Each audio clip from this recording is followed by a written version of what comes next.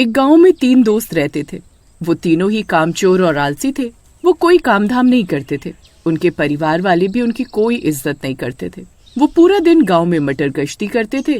फिर एक दिन वो तीनों गांव में पेड़ के नीचे बैठे रहते हैं। तभी वहां से धनिया सेठ अपनी मोटरसाइकिल से गुजरता है और उसका बटुआ नीचे गिर जाता है। अरे कालू, अरे वो देख, धनिया सेठ अपना बटुआ यहीं गिरा गया। फिर कालू जल्दी से भागकर जाता है और बटुआ उठा लाता है। अरे कालू, जल्दी खोल, देख इसमें कितने पैसे हैं। फिर वो बटुआ खोलते हैं तो उसमें 20,000 रुपए मिलते हैं। अरे बाबा, आज तो हमारी लॉटरी ही लग गई। इतने पैसों में तो हम 2 महीने तक खूब ऐश कर सकते हैं। अरे भाई, मैं तो कहता हूँ मुंबई घूमने चलते हैं। अगर ये पैसा गांव में खर्च करेंगे तो धनिया सेठ को हम पर शक हो सकता है। फिर वो मुंबई जाने की तैयारी करने लगते हैं। अरे माँ, मेरा सामान बांध दो, मैं मुंबई घूमने जा रहा हूँ। कमबख्त, मैं तो तुझे रोज के 10 रुपए खर्ची देती हूँ। तेरे पास मुंबई जाने के लिए पैसे कहाँ से आए? कोई डाका तो डाल कर नहीं आया ना? अरे नहीं माँ, वो मेरा दोस्त कालू मुझे अपने साथ लेकर जा रहा है। कालू तो खुद बेरोजगार है। वो तो तुझसे भी बड़ा निकम्मा है। उसके पास पैसे कहाँ से आए? अरे माँ, वो कालू को शामू अपने पैसों से मुंबई लेकर जा रहा है। निकम्मेपन में तो शामू तुम दोनों का भी गुरु ही है। उसके पास इतने पैसे कहाँ से आए? सच सच बता, तुमने कोई उल्टा सीधा काम तो नहीं किया ना? रामू अपनी माँ को कोई सीधा सीधा जवाब नहीं देता और अपना बैग उठाकर चल देता है। फिर वो तीनों मुंबई घूमने के लिए निकल पड़ते हैं और अपने गांव के रेलवे स्टेशन पहुंच जाते हैं। उनकी ट्रेन रात के 12 बजे की होती है। फिर कुछ ही देर में ट्रेन आ जाती है और वो उसमें बैठ जाते हैं। अरे वाह वाह, आखिरकार हम मुंबई के लिए निकल पड़े, वाह वाह। फिर वो तीनों ट्रेन में खूब हंसी मजाक करते हैं और रात के 2 बज जाते हैं। उनकी बोगी में एक बूढ़ा आदमी अपनी पत्नी और बेटी के साथ कहीं जा रहा होता है। अरे कमबख्तो, अब सो भी जाओ, रात के 2 बज गए हैं। ना खुद सो रहे हैं, ना दूसरों को सोने दे रहे हैं। फिर वो सब लोग सो जाते हैं और रात के 3 बज जाते हैं। तभी ट्रेन में एक औरत घूंघट किए हुए इधर उधर चक्कर लगाने लगती है। वो बार बार इधर से उधर चक्कर लगा रही होती है। तभी रामू की नींद खुल जाती है। अरे सब तो सो रहे हैं, फिर ये औरत इधर उधर चक्कर क्यों काट रही है? तभी उसकी नजर उसके पैरों पर पड़ती है तो वो देखता है कि उसके पैर उल्टे होते हैं। ये देखकर वो चौंक जाता है और अपनी चादर में छुप जाता है। फिर धीरे से साथ में सो रहे कालू को उठाता है। अरे कालू भाई, अरे जल्दी उठो, कालू भाई। अरे क्या हुआ भाई, इतनी रात में भी तुम्हें चैन नहीं है? अरे क्या हुआ? अरे भाई, ट्रेन में एक औरत चक्कर लगा रही है। अरे उसके पैर उल्टे हैं। अरे वो चुड़ैल है। अरे भाई, तुम्हारा दिमाग खराब तो नहीं हो गया? अरे कोई चुड़ैल नहीं होती, सो जाओ। अरे भाई, अगर तुम्हें मेरी बात पर विश्वास नहीं है तो 2 मिनट रुको, वो औरत अभी आती ही होगी, फिर तुम अपनी आँखों से देख लेना। फिर वो दोनों अपनी अपनी चादर को ऊपर ओढ़ लेते हैं और चुपके से चादर नीचे करके उस औरत का इंतजार करने लगते हैं। तभी एक औरत घूंघट लिए वहाँ से गुजरती है। रामू और कालू उसके पैरों की तरफ देखते हैं और उनकी आंखें फटी की फटी रह जाती है। अरे रामू भाई, अरे अरे ये तो सच में चुड़ैल है। अरे अरे भाई, ध्यान से देख, ये कोई और नहीं बल्कि इस बूढ़े की बेटी ही है। उसकी सीट भी खाली पड़ी है। फिर वो चुड़ैल आगे बढ़ जाती है। उसके आगे जाते ही रामू उस बूढ़े को उठाने लगता है। अरे भाई साहब उठो, भाई साहब। अरे बूढ़े जल्दी उठ, घोड़े बेचकर सो रहा है, सुनाई नहीं देता क्या? अरे जल्दी उठ। अरे क्या हुआ, क्यों इतनी रात में शोर मचा रहे हो?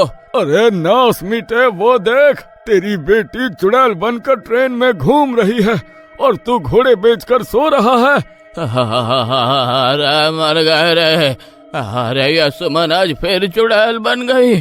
अरे लेकिन तांत्रिक ने तो इसके हाथ पर तावीज बांधा था, फिर ये चुड़ैल कैसे बन गई? अरे कौन सा तावीज, कैसा तांत्रिक, कौन चुड़ैल? अरे ये कैसी बातें कर रहा है बूढ़े? तू पागल तो नहीं हो गया जो अपनी चुड़ैल बेटी को खुला ट्रेन में लेकर घूम रहा है? तभी गुर्राने की आवाजें आने लगती हैं। वो झांक कर देखते हैं तो वो चुड़ैल उनकी ओर ही आ रही होती है। फिर वो सब लोग चादर में और वो चुड़ैल गुर्राते हुए आगे बढ़ जाती है। अरे भाई, अरे ज्यादा आवाज मत करो, उसने हमारी आवाज सुन ली तो वो हमें कच्चा खा जाएगी। अरे मर गए रे। अरे बूढ़े, तेरा नाश मिटे। जब तुझे पता था तेरी बेटी चुड़ैल है तो तू इसे ट्रेन में लेकर क्यों आया? अरे भाई, मैंने अपने गांव के हर तांत्रिक से इसका इलाज करवाया लेकिन कुछ नहीं हुआ, इसलिए इसे मुंबई लेकर जा रहा हूँ। क्या पता वहाँ इसका इलाज हो जाए। तभी एक आदमी अपनी सीट से उठकर टॉयलेट की ओर जाता है। हम तुम एक कमरे में बंद हो और चाबी खो जाए, ला ला ला ला ला ला ला। तभी चुड़ैल की नजर उस आदमी पर पड़ती है और पलक झपकते ही वो उसके पास पहुंच जाती है। तभी वो चुड़ैल उस आदमी की गर्दन पकड़ लेती है। अरे बचाओ, बचाओ, अरे भाई कोई बचाओ मुझे। अरे बूढ़े, अरे जल्दी जा, वो देख तेरी बेटी उस आदमी को मार रही है। अरे मैं कहीं नहीं जाने वाला, मुझे बेवकूफ समझा है क्या? अगर मैं वहाँ गया तो वो मुझे भी मार डालेगी। फिर वो चुड़ैल उस आदमी को ट्रेन से नीचे फेंक देती है। अब ट्रेन में उस चुड़ैल के बारे में सबको पता लग गया था। अरे भाई, ऐसे तो एक एक करके ये सबको मार डालेगी। अरे हम सबको मिलकर इसे पकड़ना होगा। फिर वो तीनों भागते हुए जाते हैं और उसे धक्का देते हैं। धक्का लगते ही चुड़ैल ट्रेन के बाथरूम में गिरती है। तभी रामू दरवाजा बंद कर देता है। खोलो ये दरवाजा, मैं किसी को जिंदा नहीं छोड़ूंगी, खोलो दरवाजा। भाई, ये तुमने बहुत अच्छा किया जो इसे यहाँ कैद कर दिया, नहीं तो आज हम सब मारे जाते हैं। चुड़ैल जोर जोर से बाथरूम का दरवाजा पीटने लगती है। अरे भाई, अरे मुझे नहीं लगता कि हम इसे ज्यादा देर तक यहाँ रोक पाएंगे। अरे ये किसी भी पल दरवाजा तोड़कर बाहर आ जाएगी। अरे जल्दी कुछ सोचो। तभी वो चुड़ैल दरवाजा तोड़कर बाहर आ जाती है और गुस्से से गुर्राने लगती है। सभी लोग पीछे वाली बोगी की तरफ भागने लगते हैं। अरे भागो रे! अरे ये चुड़ैल किसी को नहीं छोड़ेगी। अरे शामू भाई, जल्दी भागो। मैंने ही इसे बाथरूम में धक्का दिया था। अरे सबसे पहले ये मुझे ही मारेगी। अरे मेरे लिए रुको, अरे मर गया रे। फिर वो बूढ़ा भागता भागता अपनी पत्नी के पास पहुंचता है और उसे नींद से जगाने लगता है। अरे भगवान, जल्दी उठो, तुम अभी तक घोड़े बेचकर सो रही हो।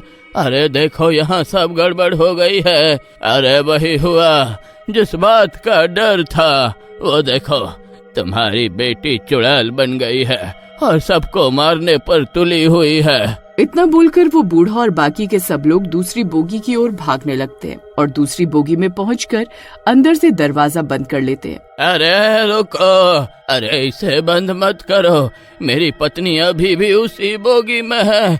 अरे उसे भी यहाँ आने दो। फिर सब लोग वहाँ से भाग जाते हैं। ये देखकर चुड़ैल को गुस्सा आ जाता है।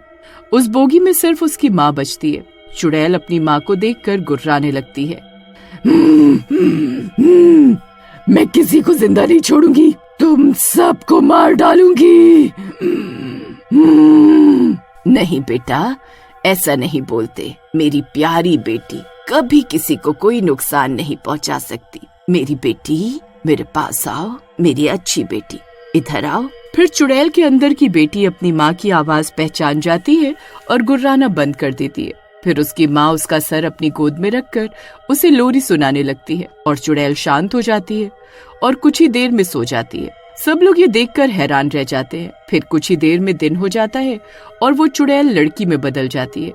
ये देखकर उन तीनों को भी उस लड़की पर तरस आ जाता है। माँ जी, आप ये 20,000 रुपए ले लो और शहर जाकर किसी अच्छी जगह से इसका इलाज करवाओ। फिर वो तीनों अपने सारे पैसे देकर वापस गाँव आ जाते हैं और धनिया सेठ को सब कुछ सच सच बता देते हैं। ठीक है, तुमसे गलती जरूर हुई, लेकिन तुमने उन पैसों का सही जगह पर इस्तेमाल किया है, इसलिए मैं तुम्हें माफ करता हूँ। फिर वो तीनों धनिया सेठ के पास काम करने लगते हैं और ईमानदारी से पैसे कमाने लगते हैं।